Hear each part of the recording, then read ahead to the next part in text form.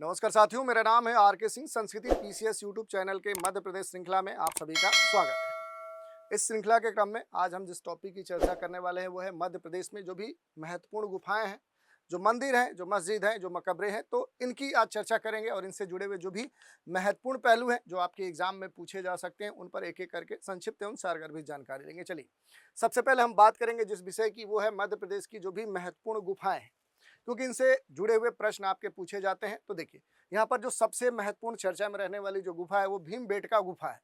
ये जो गुफाएं हैं ये किस जिले में एमपी के स्थित है? तो ये रायसेन जो डिस्ट्रिक्ट है वहीं पर आपको देखने को मिलेंगी। जो गुफाएं हैं ये चारों तरफ से जो विंध्य पर्वत है उसकी मालाओं से, यानी पर्वत मालाओं से क्या है, ये घिरी है।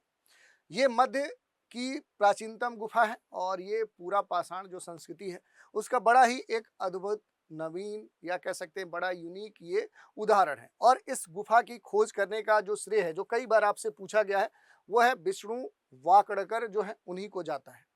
तो ये जो गुफा है, गुफा को भारतीय जो पुरातत्व सर्वेक्षण है भोपाल मंडल ने 1990 में जो राष्ट्रीय महत्व स्थल है वो घोषित किया था। तो ये आपसे कई बार पूछ लेता है कि राष्ट्रीय महत्व कब घोषित किया गया था इस स्थल को, और इसे 2023 में अगर देखेंगे, भीमबेटका जो गुफा है इसे 2003 में क्या किया गया, जो यूनेस्को है उसकी विश्व धरोहर जो स्थल है वो भी घोषित किया गया। तो ये आपसे कई बार पूछा गया, तो इसको आप जरूर याद रखिएगा। दूसरी बात देखिए, उदयगिरी की जो गुफा है ये भी काफी चर्चा में रहने वाली, यहाँ से प्रश्न आपके बन सकते हैं। किस जिले से इनका संबंध है? तो विदिशा डिस्ट्रिक्ट में ये आपको देखने को मिल जाएंगी और ये गुफाएं 4वीं-5वीं शताब्दी से संबंधित है। गुफा नंबर जो 1 है, जो 20 है, ये जैन धर्म से संबंधित है, जबकि जो गुफा नंबर 5 है ये वराह अवतार से संबंधित है। तो ये गुप्त वंश की जो अद्भुत निर्माण कला है उससे जुड़ी हुई है, उसका एक उत्तम उदाहरण मानी जाती है। ये कई बार पूछा गया कि आखिर इनका जो संबंध है, इन उदयगिरी की जो गुफा है इनका जो संबंध है ये किस वंश से है? तो ये आप याद रखिएगा, इनका जो संबंध है ये गुप्त वंश से है। इसके अलावा देखिए, भरथरी जो गुफा है ये, इनका जो स्थान है जहाँ से ये संबंधित है ये उज्जैन में देखने को आपको मिलेंगी। और इन गुफाओं की जो कुल संख्या है वो कितनी है? ये 9 है, जिनमें से कुछ क्या हो चुकी हैं, वो खंडित भी हो चुकी हैं। और इनका जो निर्माण है वो किस वंश से जुड़ता है? तो परमार वंश के जो राजा हैं उन्होंने इसकी जो निर्माण है वो 11वीं शताब्दी में कराया था। इन गुफाओं में जो निर्मित कह सकते हैं जो सभी चित्र हैं वो कलर्ड हैं, यानी रंगीन अवस्था में आपको देखने को मिलेंगे। और ये खास तौर पे उज्जैन जो नगर है उसकी जो सभ्यता है, जो संस्कृति है, उसके द्योतक प्रतीक माने जाते हैं। एक और गुफा है जो बड़ा ही महत्वपूर्ण है, वो है मृगेंद्रनाथ गुफा। ये कहाँ पर आपको देखने को मिलेगी? तो रायसेन डिस्ट्रिक्ट में जो पाटनी गांव है वहां पर ये आपको देखने को मिलेगी।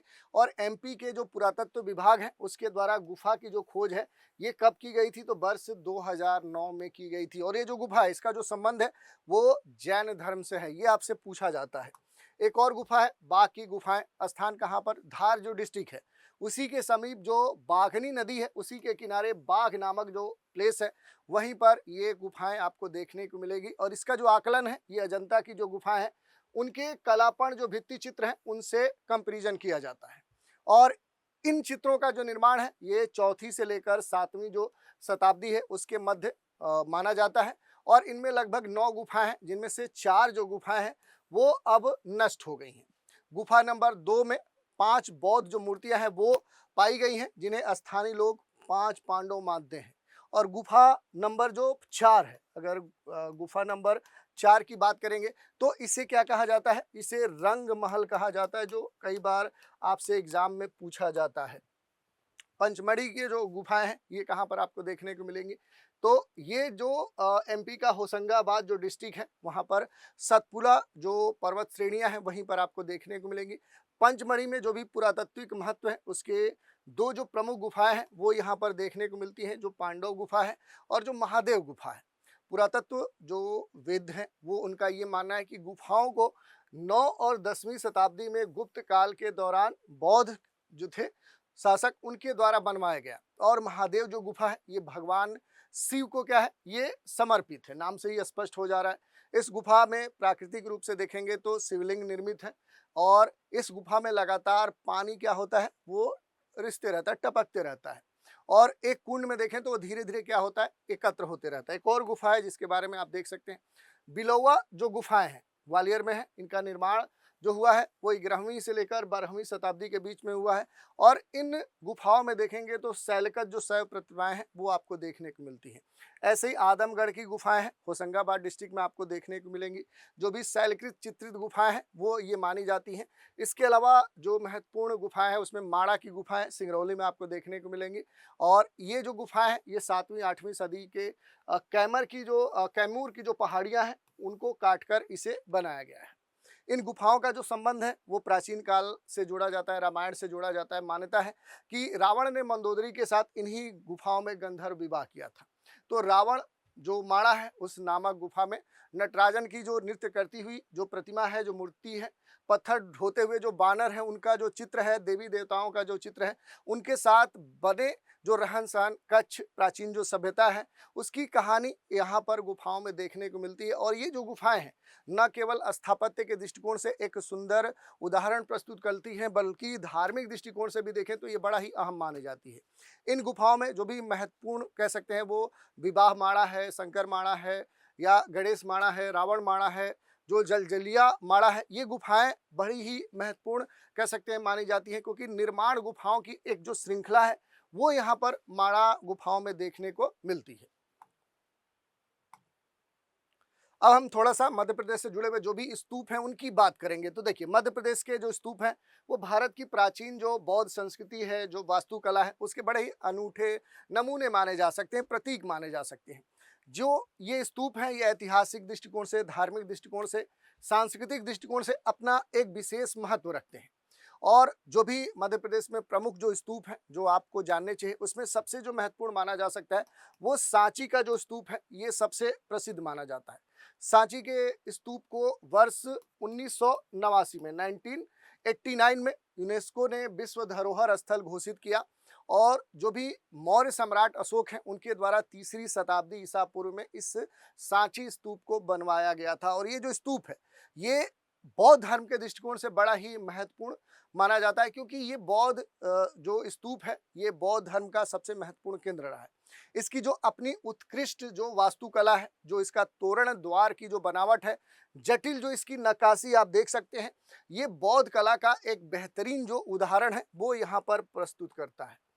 दूसरा स्तूप जो है वो भरहुति स्तूप है, सतना जिले में ये अवस्थित है। और मौर्य और जो शुंग काल है उसी की मूर्ति कला का उत्कृष्ट नमूना यहाँ पर आपको देखने को मिल सकता है। इसकी जो भी रेलिंग है, जो तोरण है, उस पर बड़ा ही उत्तीर्ण जो बौद्ध जो जातक कथाएं हैं वो विशेष तौर पे उकेरी गई हैं। इसके अलावा देखेंगे देऊर जो कोठार स्तूप है, रीवा डिस्ट्रिक्ट में ये अवस्थित है। ये स्तूप 2री-3री शताब्दी ईसा पूर्व का माना जाता है। और यहाँ पत्थर के जो स्तूप हैं, जो बौद्ध भिक्षु हैं, वो उनकी जो गुफाएं वो आपको देखने को मिल सकती हैं। जो भी मध्य प्रदेश में महत्वपूर्ण जो मंदिर हैं, अगर उनकी हम बात करेंगे तो इसमें सबसे जो महत्वपूर्ण मंदिर माना जाता है वो महाकालेश्वर का मंदिर है, यानी उज्जैन में अवस्थित जो महाकाल का मंदिर भी कहा जाता है। क्षिप्रा जो नदी है उसी नदी के किनारे ये महाकालेश्वर का जो मंदिर है ये अवस्थित है। ये भारत का एकमात्र दक्षिण मुखी ज्योतिर्लिंग है।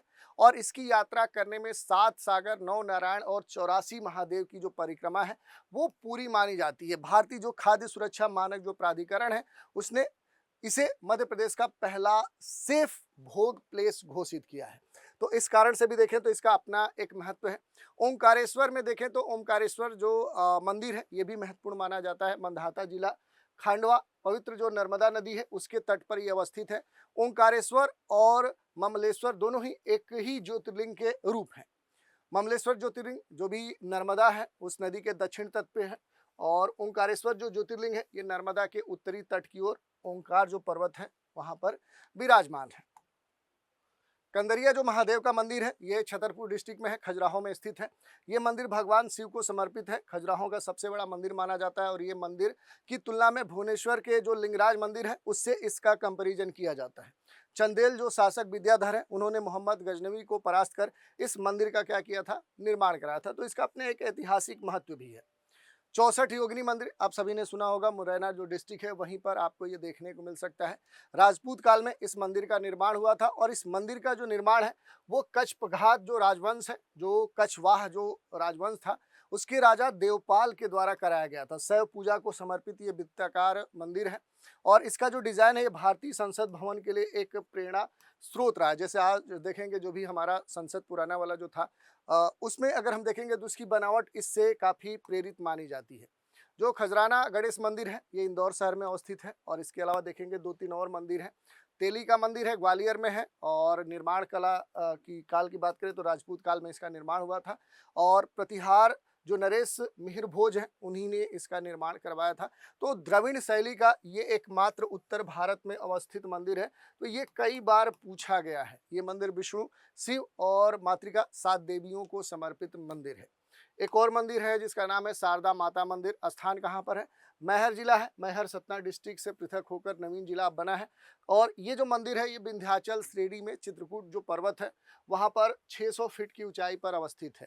राजा नुपुल देव के द्वारा इस मंदिर का निर्माण करवाया गया था और जो आल्हा उदल है उनका संबंध इसी मंदिर से जोड़कर देखा जाता है। एक और मंदिर है जो आपको जानने चाहिए, सलकनपुर माता मंदिर सीहोर डिस्ट्रिक्ट में आपको देखने को मिल जाएगा।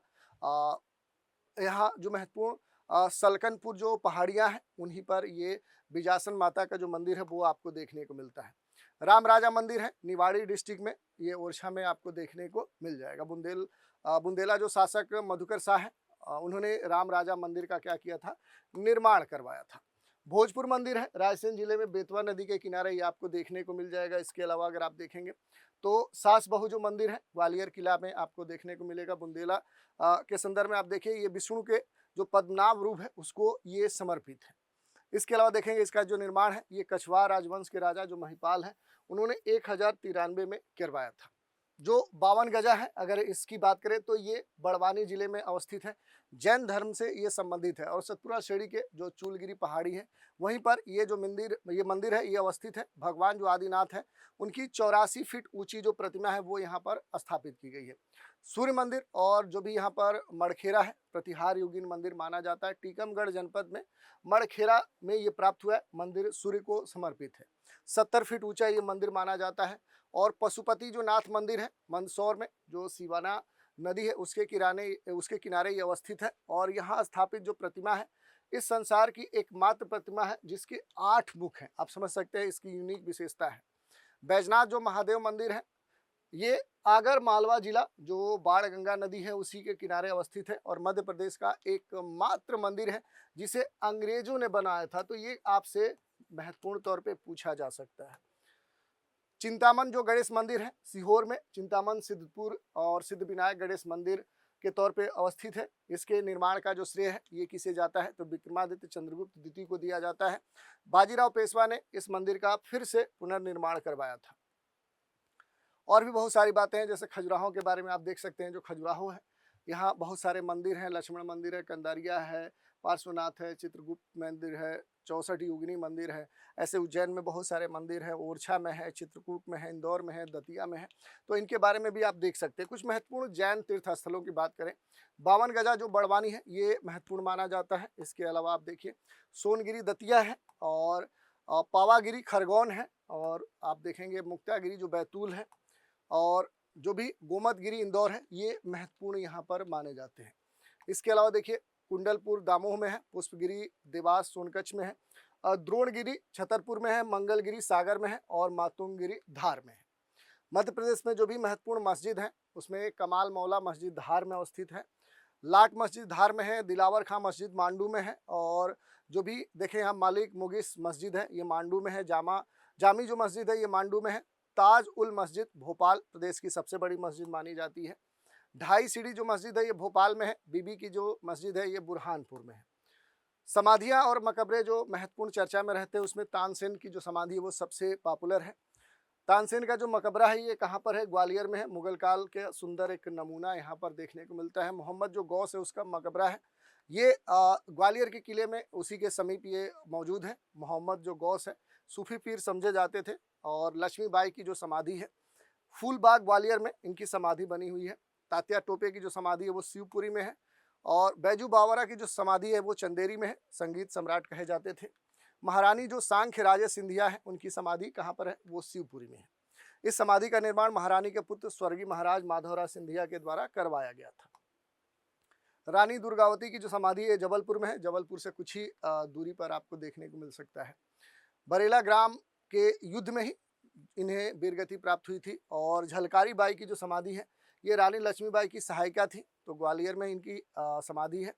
और 1857 की जो क्रांति है उसमें इनकी अहम भूमिका थी। पेशवा बाजीराव की जो समाधि है वो खरगोन जिले में है। कान्हा बाबा की जो समाधि है वो सोडलपुर हरदा में है। और मुमताज़ बेगम की जो कब्र है ये बुरहानपुर जिले के असीरगढ़ जो किला है वहाँ पर आपको देखने को मिल जाता है। इसके अलावा देखिए जो भी होशंगा शाह का जो मकबरा है ये मांडू में है।